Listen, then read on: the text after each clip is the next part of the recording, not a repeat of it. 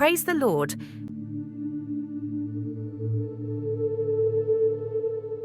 மனுஷன் அப்பத்தினாலே மாத்திரம் அல்ல, தேவனுடைய வாயிலிருந்து புறப்படுகிற ஒவ்வொரு வார்த்தையினாலும் பிழைப்பான்.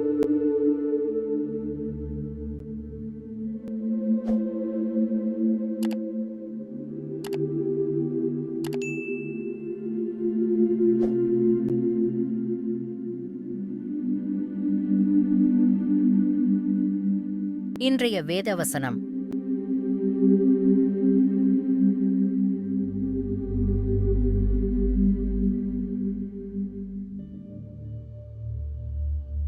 முதலாவது நீங்கள் அறிய வேண்டியது என்னவெனில், கடைசி நாட்களில் பரியாசக்காரர் வந்து தங்கள் சுயீச்சைகளின்படியே நடந்து அவர் வருவார் என்று சொல்லுகிற வாக்குத்தத்தம் எங்கே? பிதாக்கள் நித்திரையடைந்த பின்பு சகலமும் சிருஷ்டிப்பின் தோற்றமுதல் இருந்தவிதமாயிருக்கிறதே என்று சொல்லுவார்கள். இந்த வசனங்களில் அப்போஸ்தலனாகிய பேதுரு ஆரம்பகால கிறிஸ்தவ தேவாலயத்தில் நிலவிய பொதுவான சந்தேகம் மற்றும் அவநம்பிக்கையைப் பற்றி பேசுகிறார். இயேசுவின் போதனைகள் மற்றும் அவரது உடனடி வருகையை பொருட்படுத்தாமல் கிறிஸ்துவின் இரண்டாம் வருகையைப் பற்றிய யோசனையை அவமதிப்பவர்களுடைய அணுகுமுறைகள் மற்றும் நடத்தைகளைப் பற்றி அவர் தனது வாசகர்களை எச்சரிக்கிறார். இந்த பந்தியில் உள்ள முக்கிய கருப்பொருள்களில் ஒன்று இறுதிக்கால ஆய்வு பற்றிய கருத்து. இயேசு கிறிஸ்து உலக முடிவில் மீண்டும் ஒருமுறை திரும்பி வந்து உயிருள்ளவர்களையும் இறந்தவர்களையும் நியாயந்தீர்ப்பார் என்று பேதுரு தனது வாசகர்களுக்கு நினைவூட்டுகிறார். இந்த யோசனை ஆரம்பகால கிறிஸ்தவர்களின் விசுவாசத்திற்கு மையமாக இருந்ததுடன், கிறிஸ்துவின் வருகையை எதிர்பார்த்து விசுவாசமாகவும் விழிப்புடனும் இருக்க பேதுருவின் வார்த்தைகள் நினைவூட்டுகின்றன. ஆரம்பகால கிறிஸ்தவ ஊழியங்கள் துன்புறுத்தலையும் கஷ்டங்களையும் எதிர்கொண்டன. பல விசுவாசிகள் கிறிஸ்துவின் வருகையின் வாக்குறுதியில் நம்பிக்கையை விட்டுவிட தீர்மானித்தனர். அவர்கள் அநேக சவால்களை எதிர்கொண்ட போதிலும் தங்கள் விசுவாசத்தில் உறுதியாக இருக்கவும், கர்த்தருடைய சித்தத்திற்கு கீழ்ப்படியவும், தங்கள் சொந்த விருப்பங்களை பின்பற்றுவதற்கான சோதனையை எதிர்க்கவும் பேதுரு அவர்களுக்கு அறிவுறுத்தினார். இங்கு குறிப்பிடப்பட்டுள்ள கேலி செய்பவர்கள் கிறிஸ்து திரும்பி வருவதைப் பற்றிய கருத்தை கேலி செய்து, தங்கள் செயல்களின் விளைவுகளைப் பற்றி எந்த கவலையும் இல்லாமல் தங்கள் சொந்த விருப்பங்களின்படி வாழ்பவர்கள். அவர்கள் கிறிஸ்துவின் வருகையின் வாக்குறுதியை கேள்விக்குள்ளாக்குகிறார்கள்.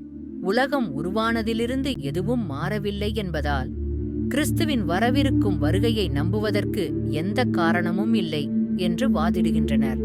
இந்த அணுகுமுறை விசுவாசமின்மை மற்றும் கிறிஸ்தவ நம்பிக்கையின் அடிப்படை நம்பிக்கைகளை நிராகரிப்பதை பிரதிபலிக்கிறது. இந்த பகுதி மனநிறைவு மற்றும் ஆன்மீக அக்கறையின்மைக்கு எதிரான எச்சரிக்கையாகவும் செயல்படுகிறது. நித்திய கண்ணோட்டத்தை ஒருவர் இழக்கும் அளவுக்கு இவ்வுலக விவகாரங்களில் மூழ்கிவிடுவதால் ஏற்படும் ஆபத்துக்கு எதிராக பேதுரு எச்சரிக்கிறார். வாழ்க்கையின் அன்றாட கவலைகளில் ஈடுபடுவதற்கு பதிலாக கிறிஸ்துவின் வருகையின் நம்பிக்கையில் கவனம் செலுத்தவும், அந்த நிகழ்விற்கான தயார்படுத்தலில் வாழவும் பேதுரு தனது வாசகர்களை ஊக்குவிக்கிறார். கடைசி நாட்களின் கருத்தும் கிறிஸ்துவின் வருகையின் வாக்குறுதியும் நம்பிக்கை மற்றும் இரட்சிப்பின் அடையாளங்களாக விளங்குகின்றன. கேலி செய்பவர்களை இரட்சிப்பின் செய்தியை நிராகரித்து கர்த்தருடைய சித்தத்திற்கு எதிராக வாழ்பவர்களின் அடையாளமாக பார்க்க முடியும்.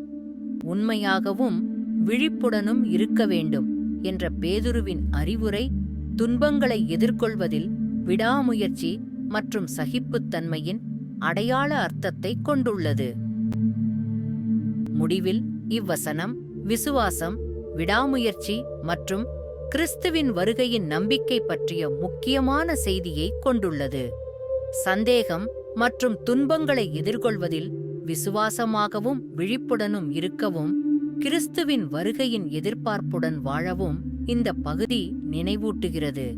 இயேசுவின் போதனைகளை பொருட்படுத்தாமல் ஆன்மீக மனநிறைவு மற்றும் ஒருவரின் சொந்த விருப்பங்களின்படி வாழ்வதன் ஆபத்துக்களுக்கு எதிராகவும் இது எச்சரிக்கிறது.